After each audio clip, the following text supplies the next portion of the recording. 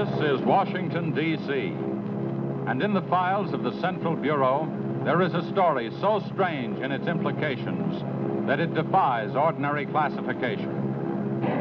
It is the story of a handful of people who, in the course of one desperate night, held back a wave of panic and pandemonium. It began after sundown, time 7:15. As Flight A, Coast Patrol from Travis Field, was returning to base. When the nightly Air Force transport pointed north toward Japan via the Great Circle route. While at sea, the Navy and Coast Guard maintained their usual round-the-clock vigil. And from the equator to the Arctic, the radar network swept the skies with eyes that never sleep. Time 7:19. An unidentified object was picked up 200 miles southwest of Point Barrow, Alaska. 7:27. Unidentified object confirmed at Fairbanks, Alaska. Heading south-southeast, 170 degrees. Height, 75,000 feet. Estimated speed, 5,000 miles per hour. White warning.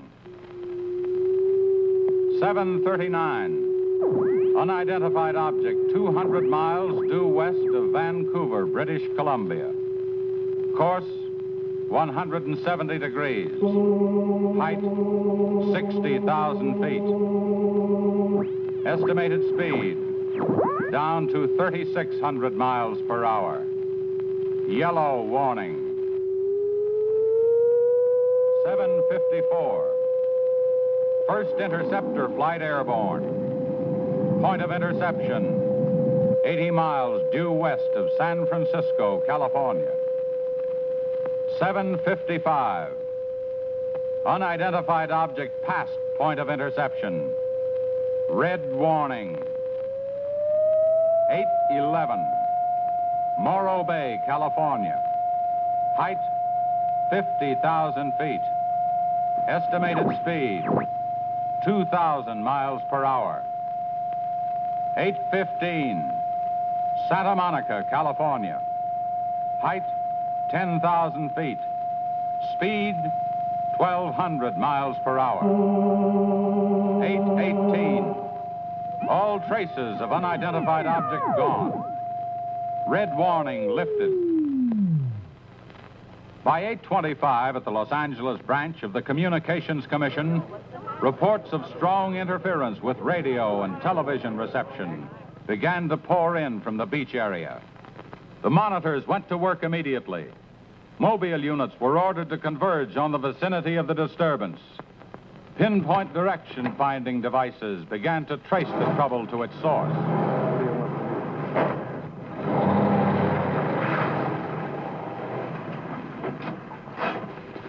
This is Mobile 1, Hazen speaking.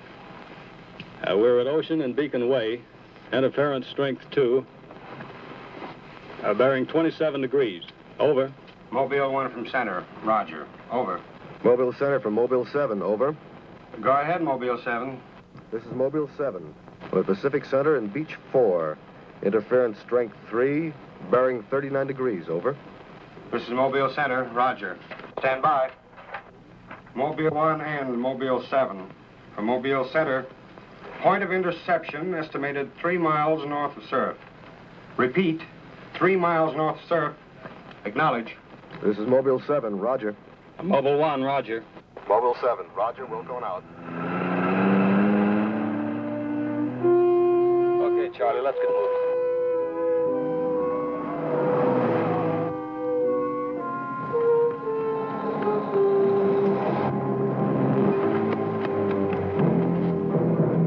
Yes, what is it? Take me to a phone quick. I need an ambulance. What's the matter?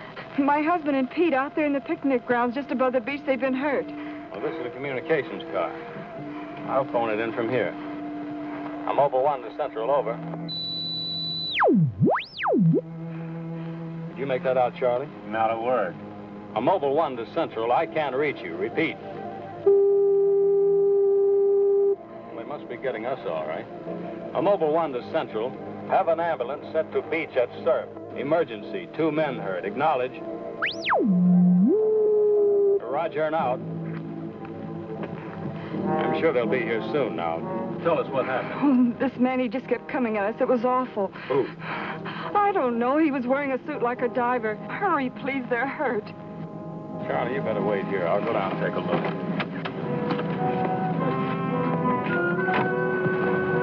The young woman's hysteria became obvious as they reached the picnic grounds at the beach. There was no sign of the mysterious intruder, and little could be done for her husband and their friend until the ambulance arrived.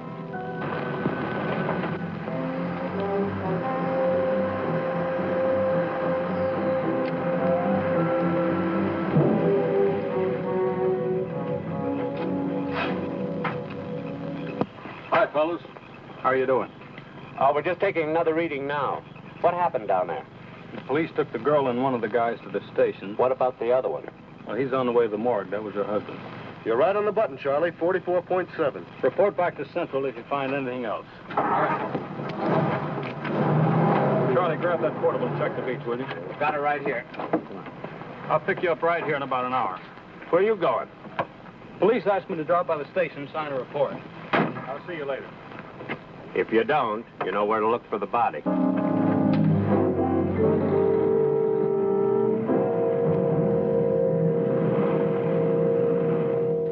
Like I said, we were just starting to eat when we heard something tracking through the sand toward us. I looked up and couldn't see anything. Then Betty screamed. At what? I thought you couldn't see anything. At first we couldn't. Then this guy started toward us. What kind of a guy? How should I know? He was wearing some kind of a helmet over his head. He could have been a deep-sea diver or anything. All right. After you saw this diver, what happened? Well, we jumped up. Ed, that was Betty's husband, yelled at him to stop. But he just kept coming. I never saw anything like it. He didn't say anything. He just kept moving in. And then you say he attacked you. Well, we didn't give him a chance. Ed grabbed a piece of wood and took a swing at him. That didn't stop him. He caught the end. That's all I remember. Just because a man's taking a walk is no reason to slug him. Besides, you don't look like a guy who frightens so easy. How would you feel if somebody with a crazy helmet with pipes sticking out of it came at you in the dark?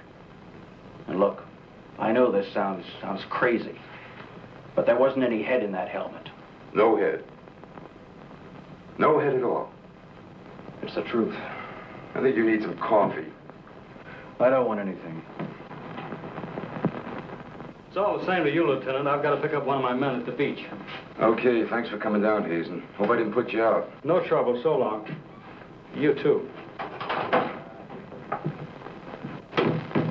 All right, let's start at the beginning. How well did you know the dead man? And his wife? Betty and I went to school together. I knew Ed a year. How long were they married? About a year. Wasn't her husband a little older than she? I don't know. But you said you and Mrs. Evans went to school together. And you never discussed anything personal with her? She did mention he was older, yes. How much? 15, 20 years. What difference does that make? That wasn't too hard now, was it? Where do you live? 629 and a half East Palm Court. Why? That's where the Evans live, isn't it? Yeah, I board with them. You do, huh? Now, Mrs. Evans is a good-looking woman. What are you trying to say?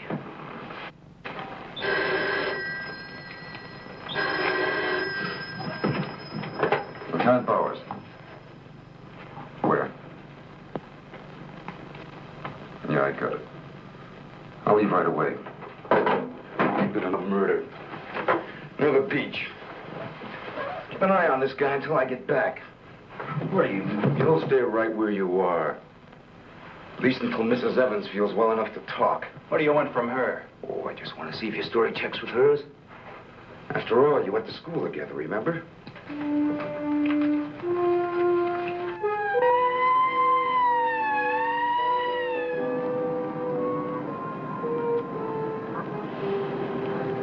You say there were no witnesses, huh? None yet. Anything missing? I don't think so. The cash register wasn't touched. Get a breakdown of the inventory as soon as you can. What about fingerprints? Boys are working on them now.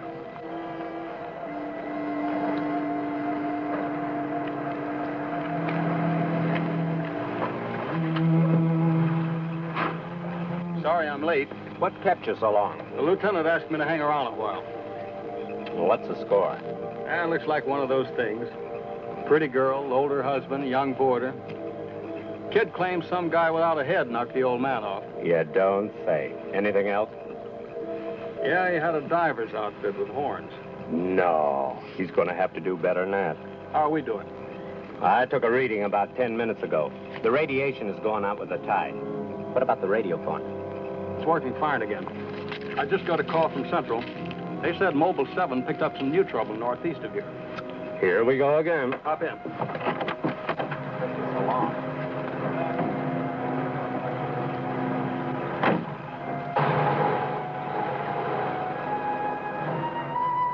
Who reported this murder? There he is there. He lives next door. His name's George Nelson. Hey, Mr. Nelson. Yes, sir. Come here, will you? I'm Lieutenant Bowers, homicide. You found this buddy? That's right. He must have just locked up for the night when this happened. How do you know that? Well, he usually does around this time. What were you doing here? I was sitting home watching the fights on TV, and all of a sudden the thing started acting up. What has that got to do with it? Well, you don't know this set. You know, it wouldn't work at all when I came home to supper. Then all of a sudden it cleared up fine. So I thought, well, I'll get set to look at the fights again, and all of a sudden out it goes again. So I thought maybe the battery station down here was overcharged in the circuit, and so I came down to take a look, that's all. Hey, don't you ever quit work? What's up this time? Another murder? What are you doing here, Hazen? Same as before. Still trying to track down that signal interference. Hey, does that stuff work on TV, too? Well, it has been for hours. What'd I tell you? What's the matter? Seems to set one on the blink. Well, at least we know we're on the right track. How'd you make out with that boarder? You're still sticking to a story. The guy had no head. Well, I'll be seeing you. So long. Right. Come on, Charlie. Hey.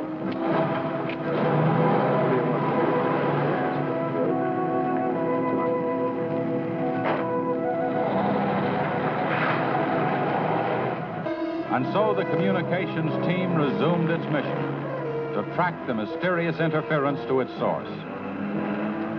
Via accurate readings taken at regular intervals by stationary and mobile units, it was determined that the disturbance was moving in a northeasterly direction. By 10:34, Mobile Center had pinpointed the disturbance at the edge of the Huntington oil fields. Units 1 and 7 were instructed to close in.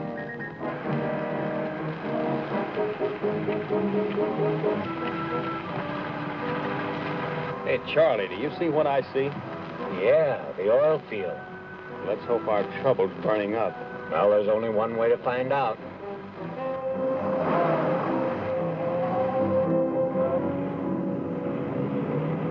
Look, Sarge. 2 murders and an explosion in one precinct is big news. Now, come on, you can't pin it all on the young boarder. Or can you? Very funny. Yeah? I'm Hazen of the Communications Commission. Oh, the lieutenant's waiting for you. Thank you. Where's the wheel? You heard the man, Communications Commission. Tommy, this kind of interference happened very often. Never anything like this. It's on the move all the time. I mean, some harm with the transmitter in the car. It's not a transmitter. We don't get a definite disturbance, just interference. And you have no idea of what it is, huh? Not yet. How are you making out? Not so good. You were here when I questioned that boy about the murder at the beach. Did you get anything more out of it? Yeah. Come on with me. You might want to see this.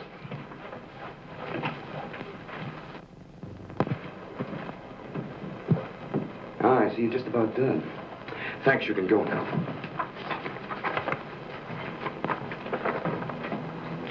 Are you sure this is what the man looks like? What do you say, Betty? Well, just about, only I think the tubes were a little lower down. And you still insist there was no head inside the helmet? I'm positive there wasn't. What about you? Well, it was dark. I couldn't swear to it. Thanks, that'll be all. You mean we can go now? Yeah, for the time being. Just stick close to home. I may want to see you again tomorrow. We'll be there. Come on, Betty. Kind of changed your mind about those two, haven't you? Yeah, I guess I have. Hey, look, bring in the old man, will you? Don't tell me you believe this story about this whatever it is. I know it sounds as phony as it ever did. But, oh, sit down, will you please? You're the watchman at the Huntington oil fields? Oh, yes, sir. I've been with the company for over 22 years, sir. Yeah. Will you tell Mr. Hazen here exactly what happened? Well, sir, like I said before, I was just closing the gate for the night when I saw this fella coming up. I was never so scared in my life. Yes, go on. Well, it wasn't the man so much as the suit he was wearing. Well, he wouldn't stop when I hollered at him. He just pushed his way right in there through the gate and walked right up to the tank. Now, you carry a gun. Did you try to stop him? Oh, well, he was much too close to the tank. I was afraid to shoot. So I thought I might call for help. And just as I got to the shack, the tank blew up. Oh, you should see the sight. Yeah, sir, can you give us a description of this man? How would you say he was dressed? Well, sir, like I said before, he wore a sort of flyer's not outfit with a helmet attached to it. How tall was he? Oh, he was a giant of a man. And he had tubes sticking out of that thing, that helmet he wore. Can you tell us what his face looked like? Well, sir, though he got pretty close to me, I could swear the man had no face. Now, if you saw this man again, would you recognize him? I mean by his outfit. Oh, I'll never forget that sight if I live to be 100, sir. Would you say this is the man? Wait, sure, that's him. Thank you very much. You may go now. All right, sir. Thank you.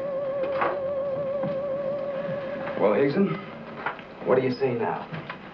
Beats me. The descriptions check all right. This could be some kind of flying suit. High altitude equipment. Yeah, that's what I've been thinking. Well, how do you explain that stuff about the missing head? No, we can discount that. These people were frightened. It was night. Nobody really took a close look at it. I guess you're right. But whoever he is, that outfit doesn't look like one of ours. Of course, he could have been dropped by parachute. You mean sabotage? We're checking. I think we better wire a report to Washington, see what they say. Oh, you can use our teletype. I'll tip off the LA police to be on the lookout for something unusual. Hey, wait a minute. What about the press? Oh, I don't think they know too much now. We better keep it that way for a while at least, till we find out whether our friend is still around here. Well, if he is, I think we can find him for you. My hunch is that he's carrying something around that's causing all this disturbance, whether he knows it or not.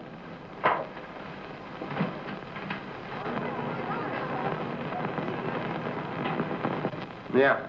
Kill that page 1 lead. They let the boarder and the girl go. Hmm? How do I know? Maybe the lieutenant thinks that the guy in a flying suit knocked off the husband. Mm-hmm. Nah. No, not a chance. Not a chance of an exclusive on that picture. They're making a blanket release in the morning. Hmm? Oh, there's a guy from the Communications Commission in there now. Yeah, I'll call you back later if there's anything new. Okay.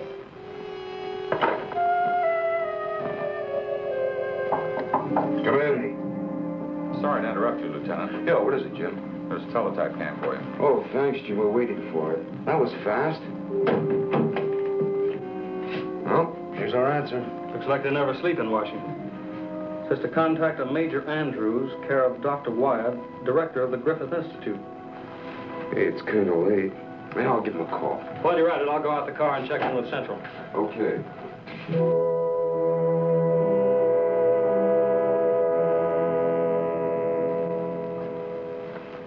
Well, that's the story up till now. We got in touch with Washington. They told us to contact you here. Very interesting.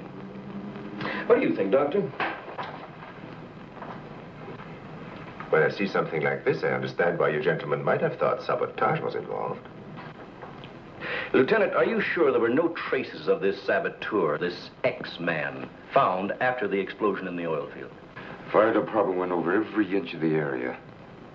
Didn't come up with a thing. Well, then there's a strong possibility that he might have perished in the explosion itself. I doubt that. We're pretty well convinced this man is carrying something that's responsible for all the signal interference. According to the last report I got, there was a definite disturbance about 3 miles east of the oil fields, sometime after the explosion. Well, then if he's alive, you should be able to keep an accurate check of his whereabouts. Not that easy. As a matter of fact, we lost contact about 3/4 of an hour ago. Maybe he realized you were trailing him and got rid of whatever he had that was causing the disturbance. In that case, there's nothing much my department can do to help you. I guess it's up to us. Unless you have some suggestions. Well, let me think out loud for a minute. It might just be that what we've been talking about so far, and this phantom, as we'll call him, ties in with what the doctor and I have been discussing. That is very possible. I don't know whether you know it or not, but somewhere around 7:30 this evening, our radar networks picked up an unidentified object off Point Barrow, Alaska. They traced it clear down to Santa Monica before they lost it. Santa Monica. That's where we first picked up our radio interference. Yeah, right at the scene of the murder. Well, then, if all these things tally up, we've got some idea of how our man got here. You mean that he came in some plane? In that case, somebody would have seen it land and take off again. Or did it crash? No. No, we don't think it was a plane. No rocket or jet that has been built so far can attain the speeds of 5,000 miles an hour, particularly for such a great distance. And maybe we're on the wrong track altogether. Couldn't your unidentified object have been a meteor? They travel at a terrific speed. Yes, fast enough for most of them to burn themselves out the moment they hit the Earth's atmosphere. And did it occur to you that meteors are not very likely to travel horizontally, all the way from the North Pole to California? Well, if it wasn't a meteor, or a flying missile of some type, how do you figure this phantom ties in? We're not sure that he does. I don't care what you say, but it doesn't make sense to me. Anybody trained in sabotage would stay undercover. This guy's walking around in a monkey suit, killing people. Excuse me, Dr. Wyatt. Is there a Lieutenant Bowers in here? Oh, yes. What is it, miss? There's a Mr. Wakeman from the Chronicle here to see you. Wakeman here? Now, what does he want? Well, there's only one way to find out. Before you go, Lieutenant, I don't believe you have met my assistant, Barbara Randall. Well, hello. Hello. It's Mrs. Randall, Lieutenant. I'll be right back. Barbara, you know the Major. Of course. And this is Mr. He's in the Communications Commission. How do you do? Well, I see you are working a little later tonight than usual. Yes, my husband's teaching a late class, and he won't be able to pick me up for a while. Besides, I had some work to do in the lab. Well, at least you'll have lots of company. All right. So I shouldn't have come up here. But I gotta get your angle on this Beach murder. And your whole department is shut up. Look, Wakeman, will you stop bothering me? There's nothing to say. If you got an exclusive story from that Evans Damon or Board, then you know as much as I do. Yeah, but that still doesn't explain anything about the guy without a head. Come on. Who is he? Your guess is as good as mine. You mean you let those two kids go without knowing that? I don't buy it. Well, I did. Well, then you must have an awful good reason. I bet you're trying to tie it in with that other murder. All right, Lieutenant. Don't tell me. I'll get my story somehow. Oh, if you want to know how things turn out, read the Chronicle in the morning. That's right. Now get in touch with Charlie in Mobile 1 and have him call for me here. Okay, honey. Well, did you come up with anything? No, we're just briefing Barbara here. It's just amazing the way you've been able to put these things together. Don't kid yourself, Mrs. Randall. It seems the press knows as much about it as we do. Well, let's hope they don't come to the same conclusions. A few lurid headlines, and every fool in the country will be seeing phantoms in spacesuits and men from Mars all over the place. Yes, I can imagine. And mass hysteria is difficult to check once it gets started. That's why we've got to move fast. Well, from the looks of things, I guess it's up to me. I'll be in touch with you as soon as I hear anything. See you. By 12:30 a.m., the dragnet was in operation. Mobile units patrolled the streets and countryside. They covered an area 35 miles square. Special and sensitive equipment was prepared for action. Everyone on the job was ready to move on the first signal from the Communications Commission. Monitor Corona to Mobile Center, strength 4, Brickyard at 160th, moving toward oil fields. Contact your units. Over and out.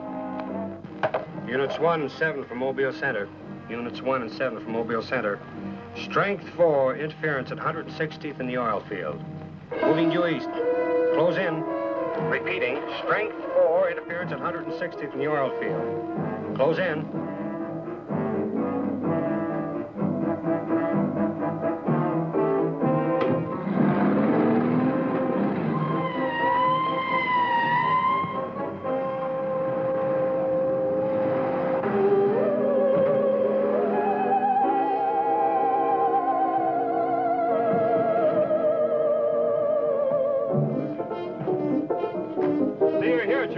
just got here, trying to set this up.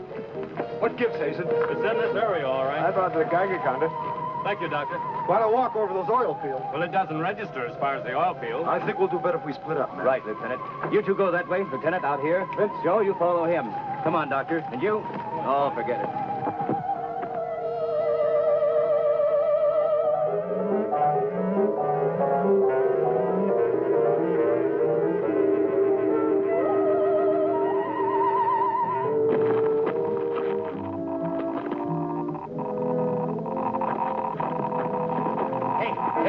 Look at this. Yeah, points this way. Hey, Joe. Joe.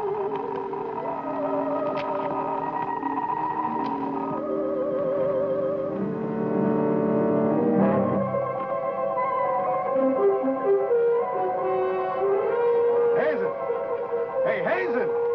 603. Going strong. That's it, Doctor.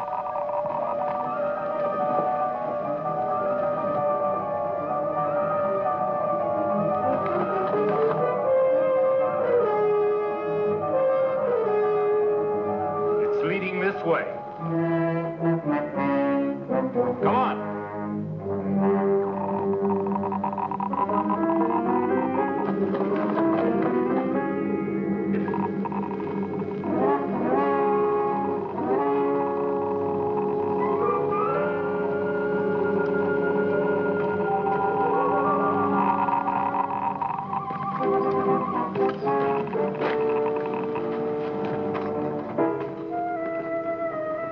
It's this way. Come on.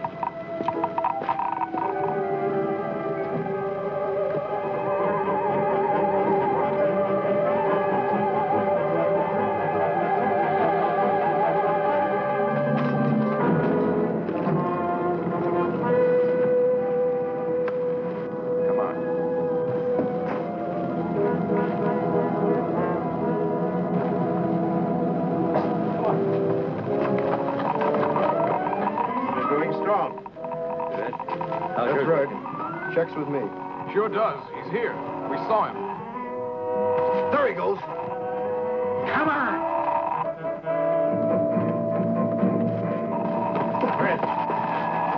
Gotta be around here somewhere.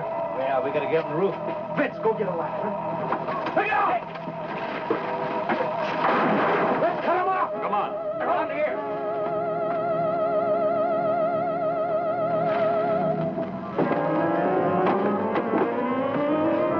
Anybody see him? There he is!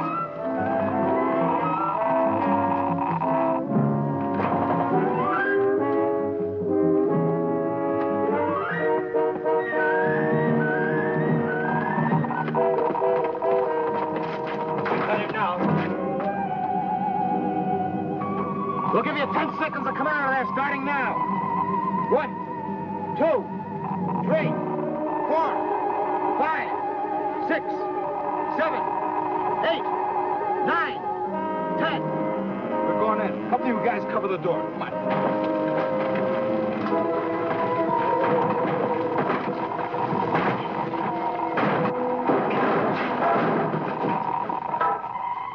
Why, there's nobody in here.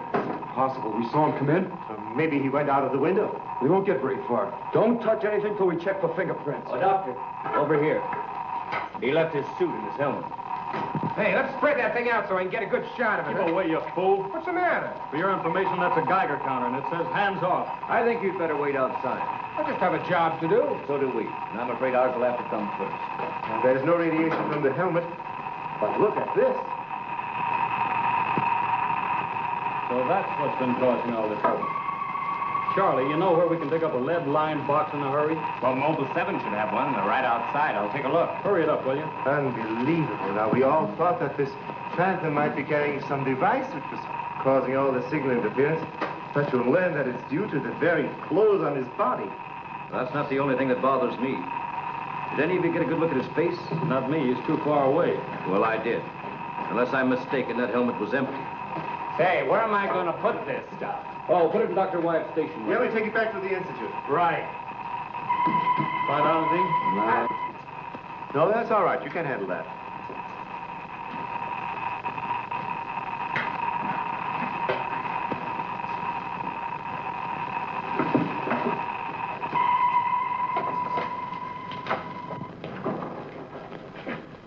Any luck? Not a sign of him. The boys are still searching the grounds. For what? Nobody knows what he looks like without that outfit. I'll bet on that, Major. The reporter got a flash picture of him, and I just happened to borrow that film. It's on its way to headquarters right now to be developed. Good. Send us a print as soon as you can. Sure. Lieutenant, are you sure you don't want to come with us? We want to make a few tests at the lab. I'd like to, Doctor. But you know the situation. I gotta get that guy. Let me know how you make out, will you? Yeah, we'll do that, sure.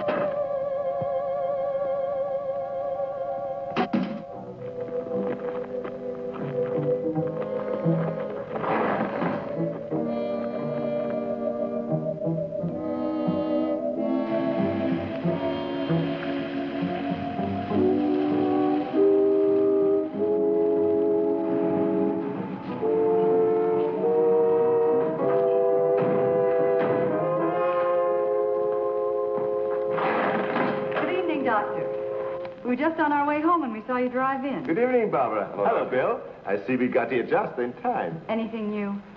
Lots of excitement, but that's all. Major, you know Barbara's husband? Oh, of course. How are you? How are you?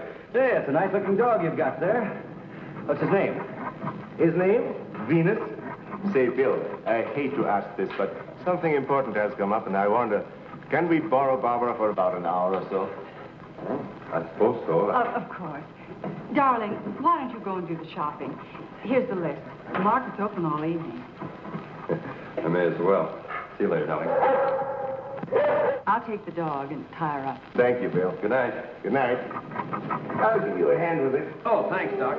Easy now. Look out for your fingers. All right. Look out now. Don't drop it. Venus, come back here! Venus, come back here!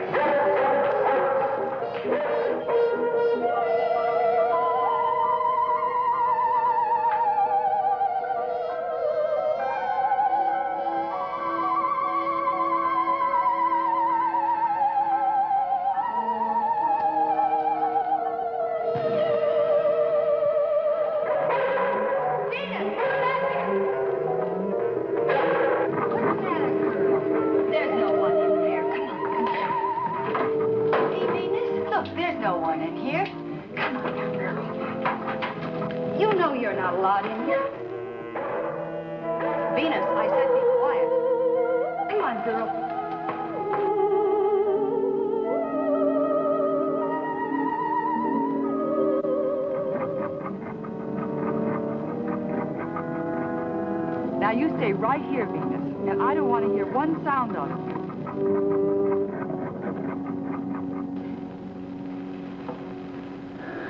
You were right, Doctor. There are no fingerprints anywhere. What's all this? Hey, don't touch anything. You better put some gloves on.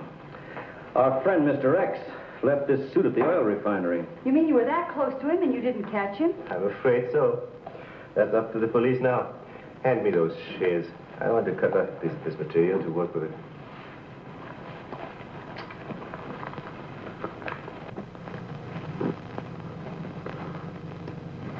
Say, you better have those sharpened. But I just bought them. Well, Here, try this knife.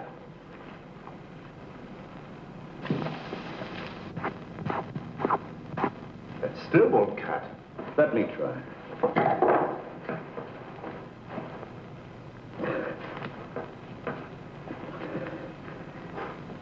This stuff is tougher than nylon. Why don't I try it over a Bunsen burner?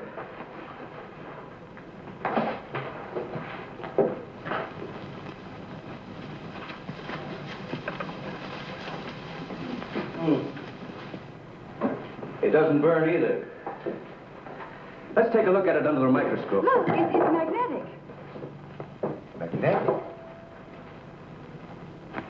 Here, I'll... Radioactive. And apparently indestructible. Thank you.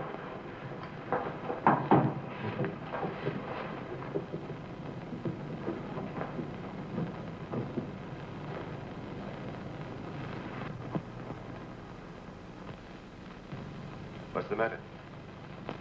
You tell me. Take a look at that weed.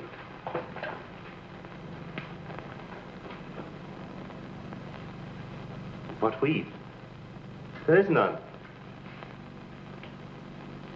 This material is one solid mass. May I see it?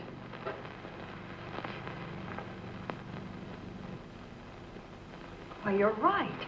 It must be some sort of plastic. No. I'd say it's a metallic substance of some kind. Well, I've seen a lot of interesting alloys, but never anything like this. Let's try an acid test. All right. Go ahead. Careful now. We'll only take a drop or two. It repels acids like a raincoat repels water. Why, there's no reaction. Well, Major, this looks as though we were going to be here for a long time.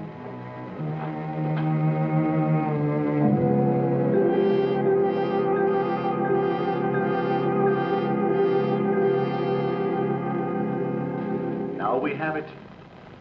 The helmet is not radioactive. The suit is.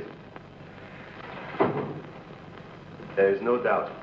This spacesuit is conditioned to function above 63,000 feet, where human blood would boil, resulting in the body expanding to twice its size. And death, of course. I know.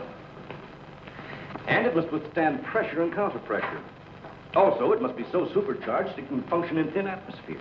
Now, let's see what it is that is left in this breathing apparatus. Well, how are you doing? The gas from the helmet tank breaks down to 11% methane. Ordinary marsh gas? What's the rest of the formula? No, that's where I'm stuck. I can't figure it out. It just doesn't respond to any of the usual tests. Well, how could anyone exist on that combination of gases? You and I couldn't. But apparently someone can. Oh, Doctor, are you trying to say that our X-Man doesn't breathe oxygen and hasn't the metabolism of a normal human? I really don't know. From what we've seen, he has some physical characteristics which make him appear human. But added to them is this fabulous radioactivity that none of us could stand. I am puzzled.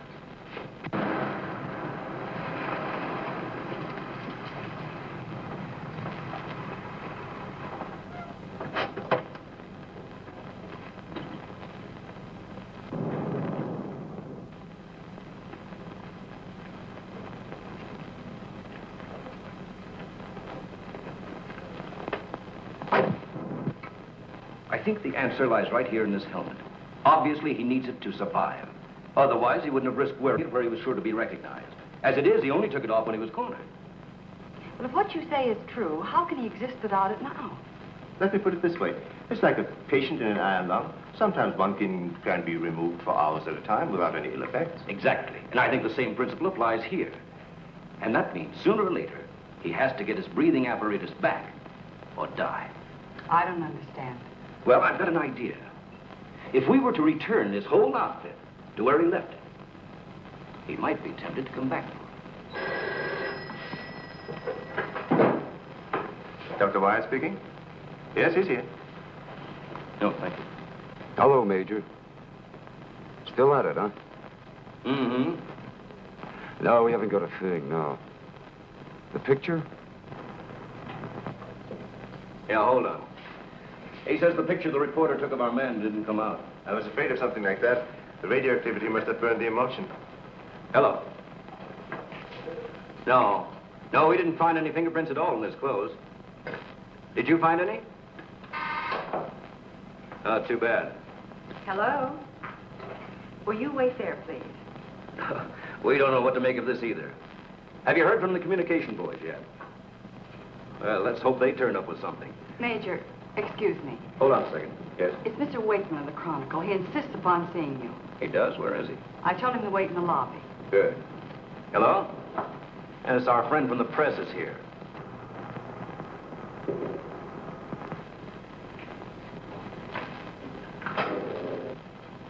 Don't worry, I wouldn't dare let anyone in on anything.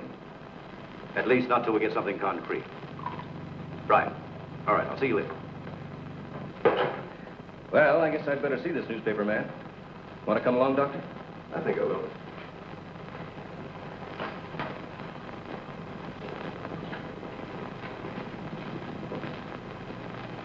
Oh, hello. Remember me? Certainly, yes. A nice lot of gadgets you got here. We think so. What's on your mind? Well, I was wondering if you might let me take a couple of pictures of that suit you brought up here. I'm sorry, we can't do that. Oh. Well, now, look, I got a wonderful picture of the guy running in the shack, and the lieutenant stuck his nose in my business, and what do I get? A blank.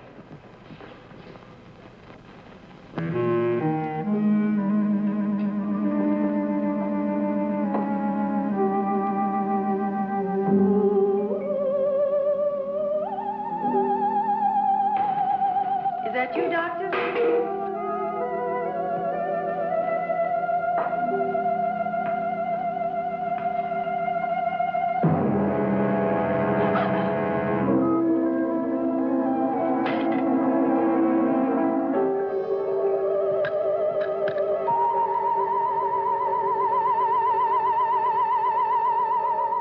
Well, you must have some lead on this guy, otherwise you wouldn't have brought that suit up here. Well, let's just say we were curious.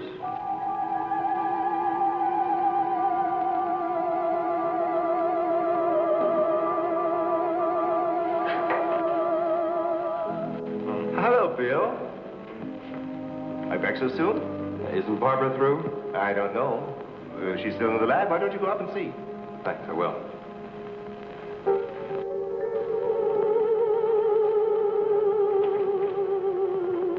Barbara? Barbara, are you in there? Bill, listen to me. I'm not alone. Someone is in here with me.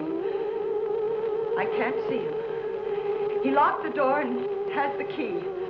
I'll break the door down. No, Bill, don't, please. You better get help. You mean I've come all the way up here for nothing? I'm afraid so. Good night. Yes. Good night, Mr. Wakeman. Good night.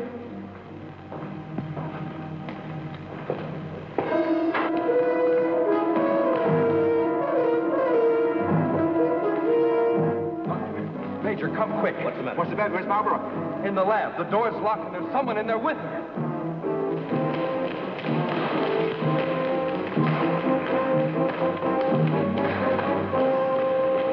I thought you said the door was locked. It was. She's gone. Oh, cover the main entrance. That's the only way anybody could leave. I will. Well, in that case, we would have seen her on our way up. Well, then she must still be in the building. We'd better split up. I'll take the roof. Barbara! Barbara! Barbara! Barbara!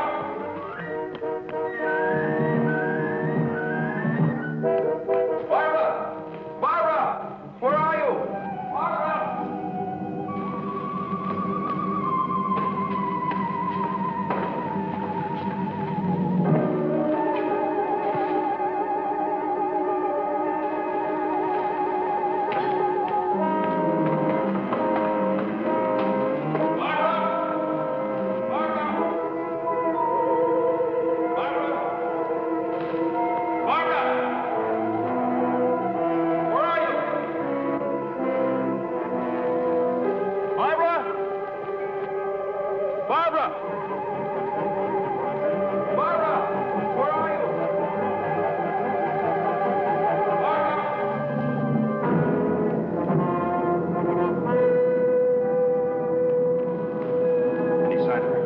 Not yet. She must be around here someplace. Now, you stay here. Watch the main entrance. And I'll check the basement. All right.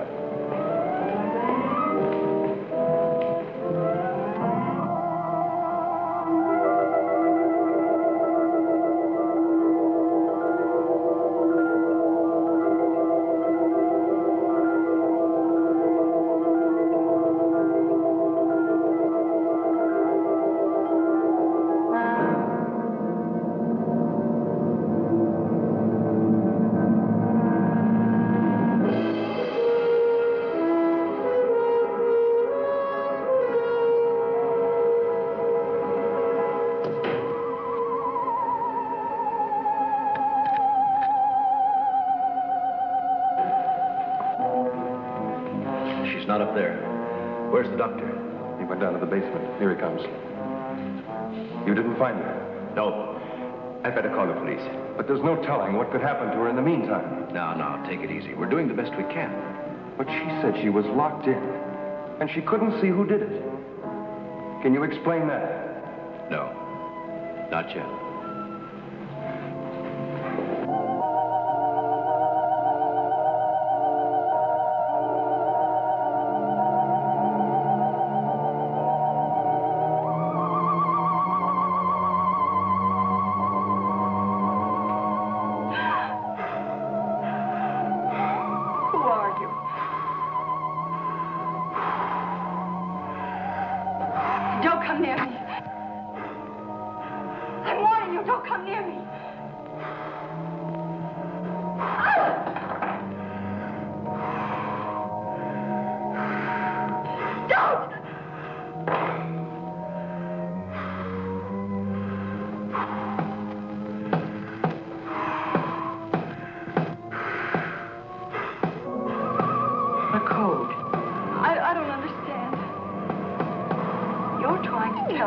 To breathe, and there isn't much left in the tank. 1, 1, 2, 1, 1, 2, 3.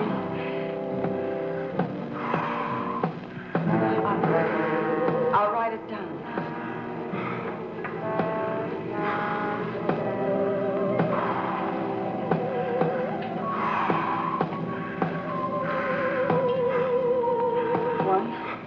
One, 2. 1, 2, 3.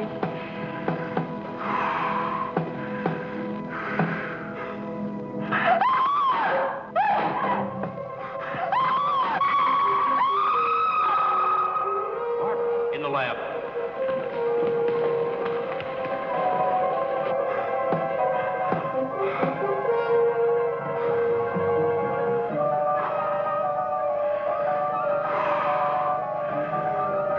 No, please don't. She's in there. Barbara! I can see his head from the ultraviolet lens. I'm sure it's over.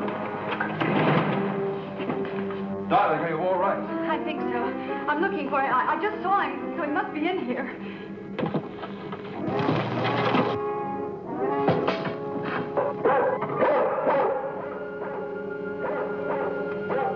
Steady feet to the ground. You would be killed. I'd better go.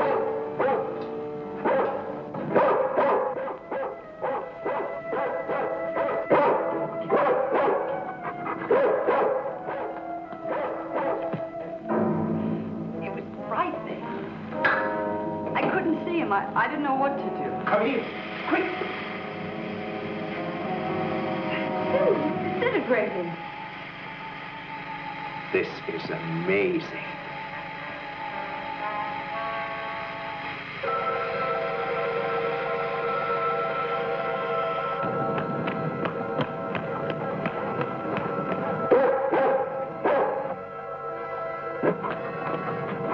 Now, quiet down, Venus. Quiet down.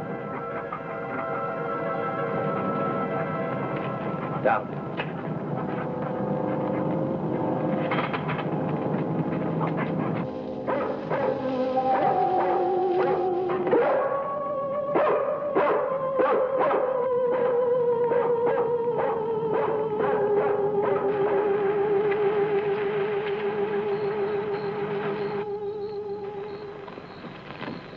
Mobile Center from Mobile 1. Come in, please.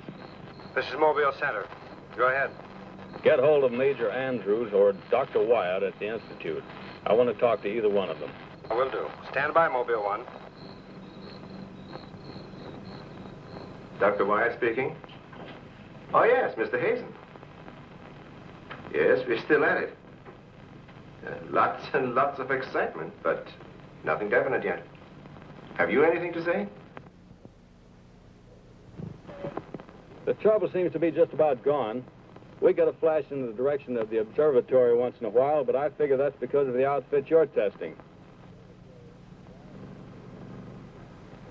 Yes. Lieutenant Bowers ought to be here any minute. Of course. How long will it take you to get up here? Good. See you then.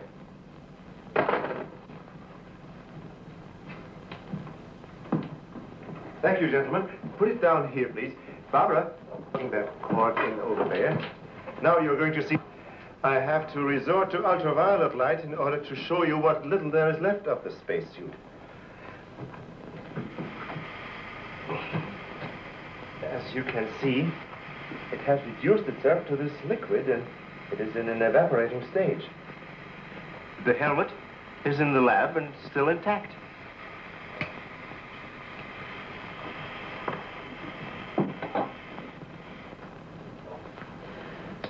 This is amazing.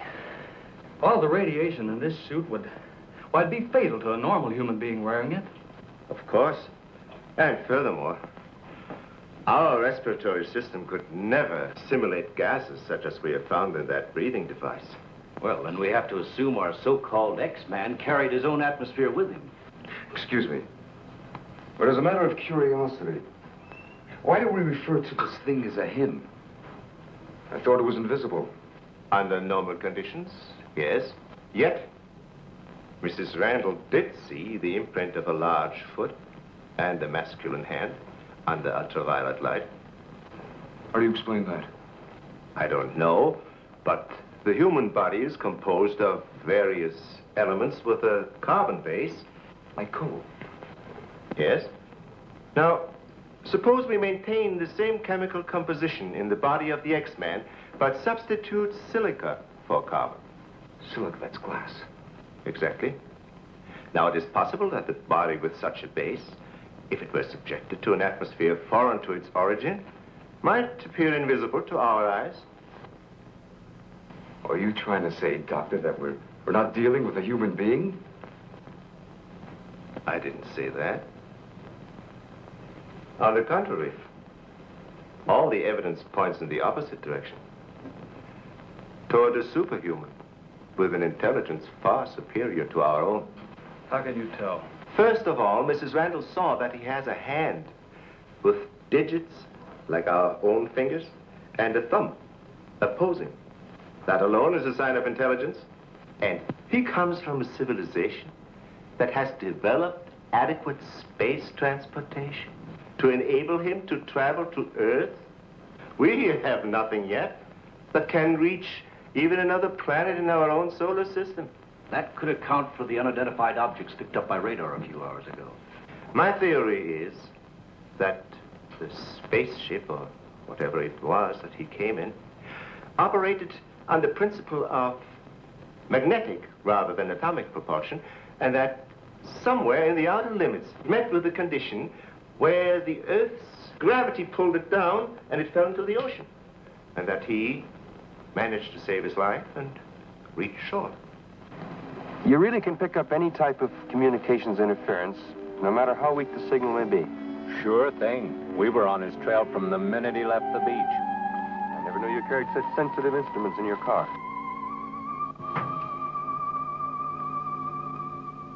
What you told us is very interesting, Doctor. But I've got to make an official report to headquarters. Are you willing to be quoted that the criminal we're after is a creature from another world? All I can say is, we know that our Earth is not the only planet capable of sustaining life in one form or another. You can quote that. All I've got to go by is some footprints in a hand. That isn't much. No fingerprints, no description, no nothing. And we're after a killer. Has it occurred to you that our X-Man has no apparent motivation for his acts, and might therefore not be an intentional criminal at all? You have a point there. Hey, wait a minute. Come to think of it, the young boarder we suspected, he did say that the girl's husband threw the first punch. So? So that could have been enough to provoke the strange creature. And the same could have happened at the second murder. Sure.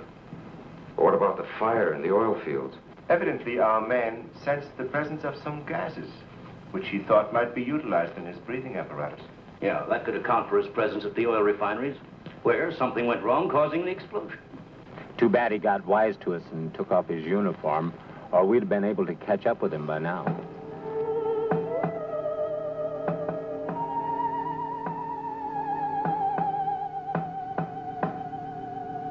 No, he didn't utter a word. But I'm convinced he was trying to convey a message to me. He kept tapping out a code. I wrote it down. Let me see that, please. Doesn't make sense. Well, it may be based on some mathematical system we know nothing about. But he was trying to tell us something. Why did he run away?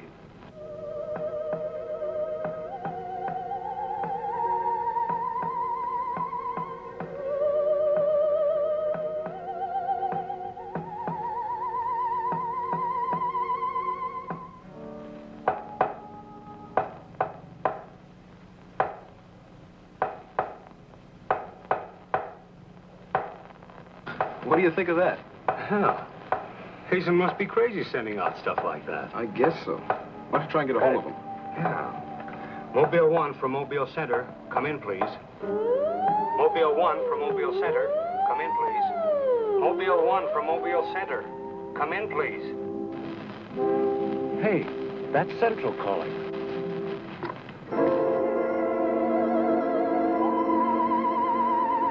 You better stay here by the car. I'll go tell Hazen.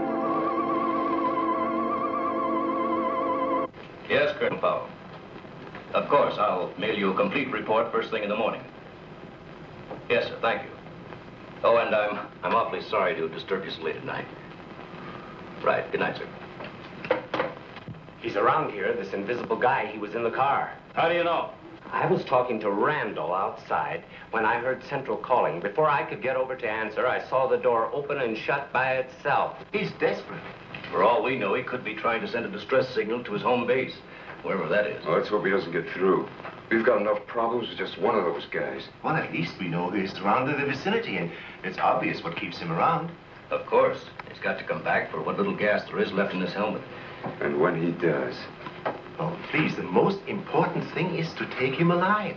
If we can only make each other understand, there's no telling how much science can profit. I'll go along with that, Doctor. But I've got to make sure that once he's cornered, I'll be able to hang on to him. I think we're all agreed on that. All right, good. Then we must see it from his angle. He's in an alien world. No doubt we are as frightening to him as he is to us. Now, the most important thing, then, is to keep calm at all costs and do nothing to provoke him. Immediately, a simple plan to trap the Phantom went into operation. All obstacles to his entry were removed. To erase any possible suspicion, the doors were left unguarded, and inconspicuous electric eye equipment was set up.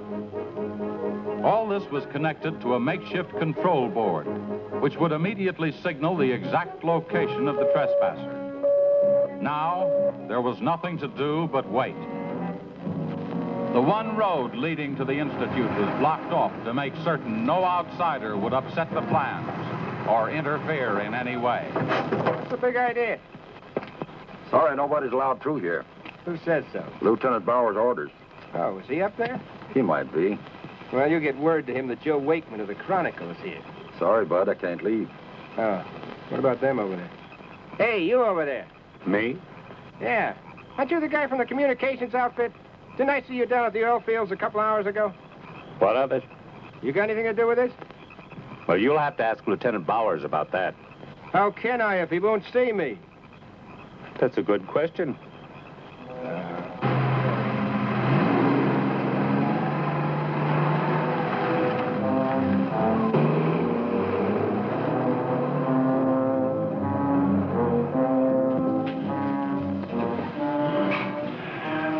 Well, it's 3:45. Sure taking his time.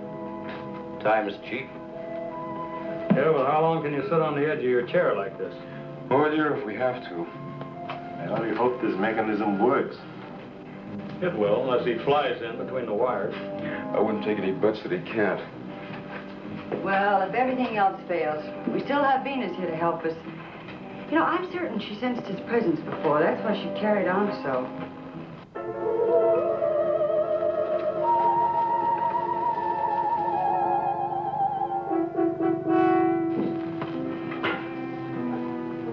What's the matter, Lieutenant? Is this thing getting you? Oh, no. I'm just thinking about public reaction to all this. I'd give something to the press by morning.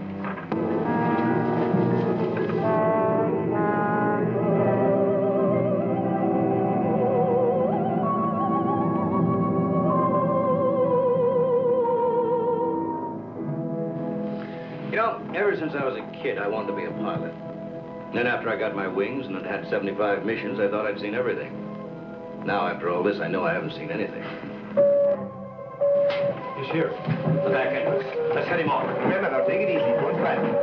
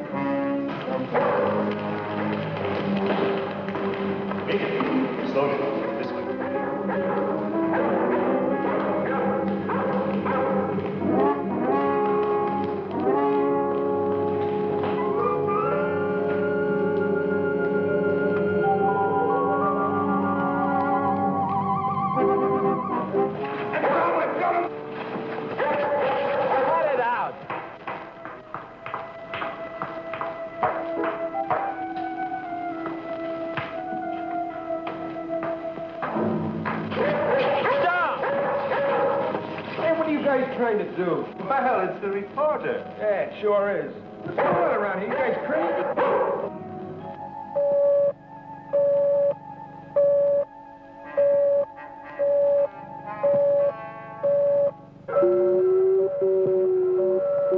How'd you get in here? Oh, that don't make any difference. Come on, what's up? What's going on?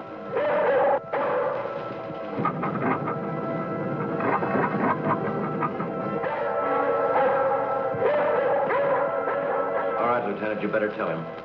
I'll reset the wires.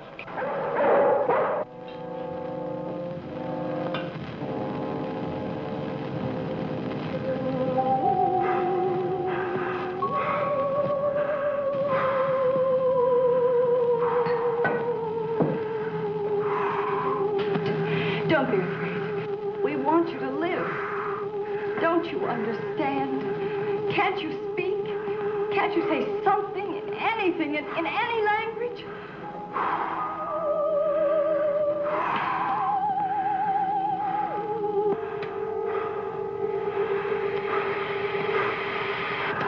Listen, everybody.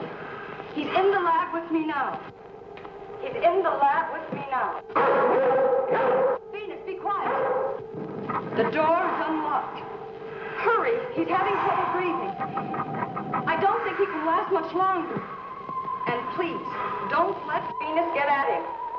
And walk in quietly. Quiet, Venus.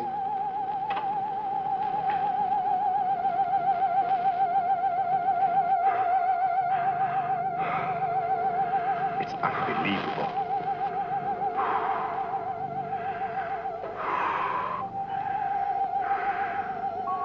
You see, there's nothing to be afraid of. Nobody wants to hurt you. I've tried to reason with him. I feel he understands, but he can't speak. Wait a minute. I'll try his code. I think I remember it right.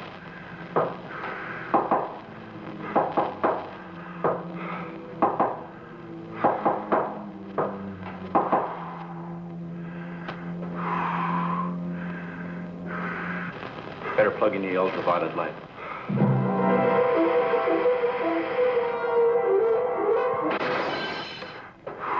Oh, you scared him.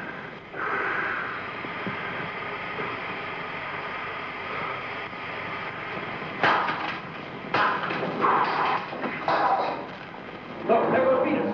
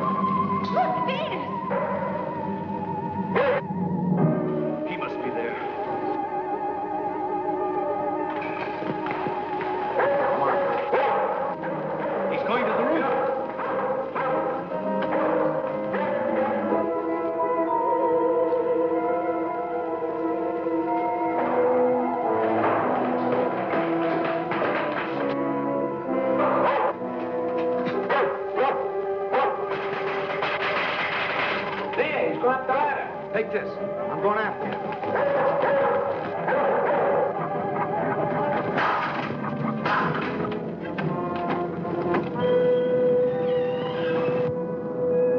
The door. In here with a big telescope.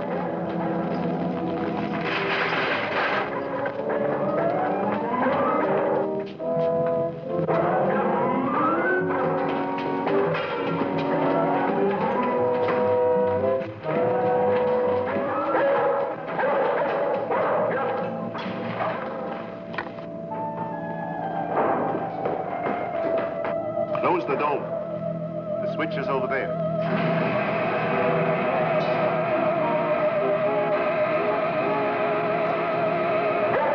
Smoke senses something. Quiet, Venus. Well, if he's in here, he'll never get out now. Door was closed. This is what I've been waiting for. Please, Lieutenant. This is our last chance. We have to take him alive. Plug in the lamps. There's an outlet here.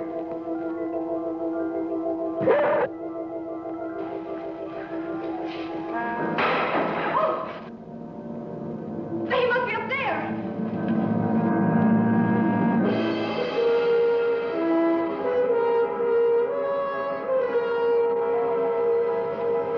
The whole bodies are gone.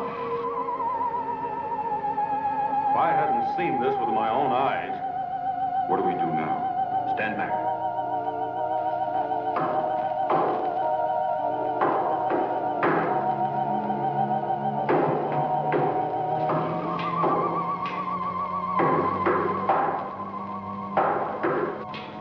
Amazing.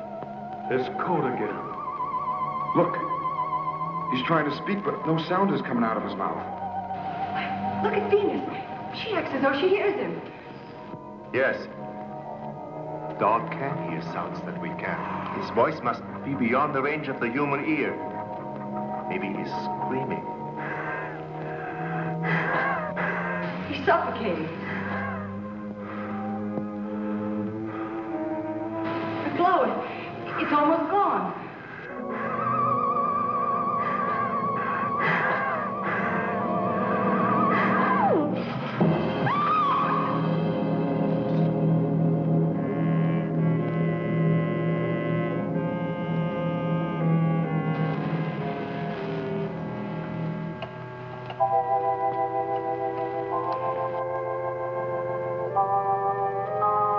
We won't need these lights anymore. In death, he has become visible as a normal body.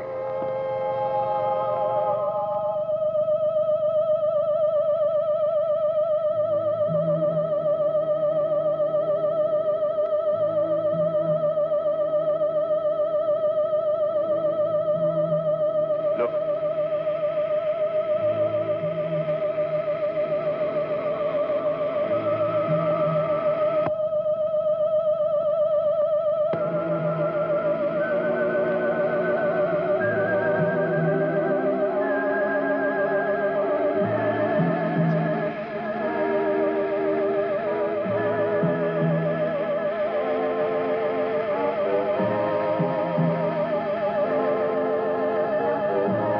He is evaporating.